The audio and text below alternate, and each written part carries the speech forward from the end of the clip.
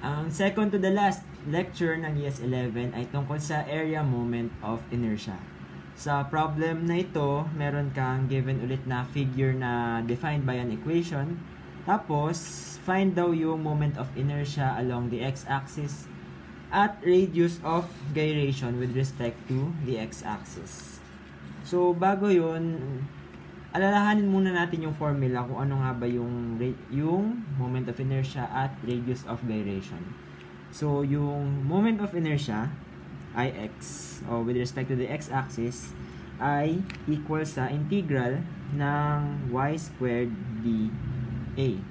Kapag ang shape mo ay defined by an equation. So, integral form siya.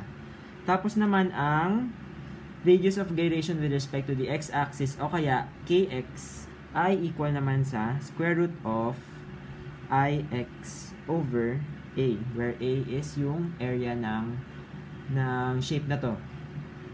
So next, sa tingin ko pwede na nating i-plug in yung mga values or yung equation na to sa formula na ito.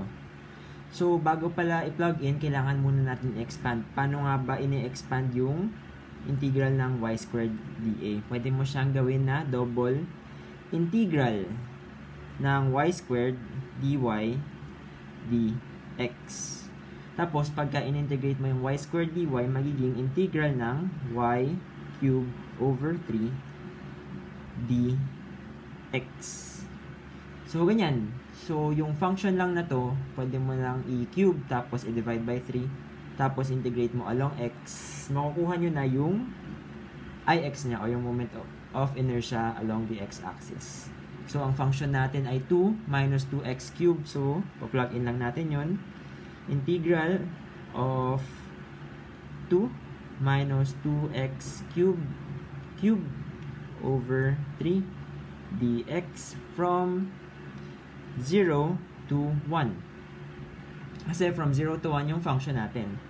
Next naman, ayun, plug in na lang sa cycle yung mismong equation. So, integral ng 2 minus 2x cubed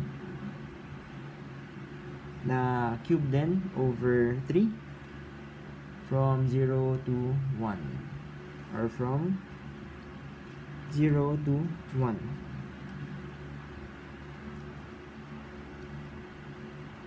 So, ang makukuha nating sagot ay 1.543 na meters to the fourth. So, ang units ng moment of inertia ay in meters to the fourth. 1.543 meters to the fourth. So, yun na yung unang sagot natin.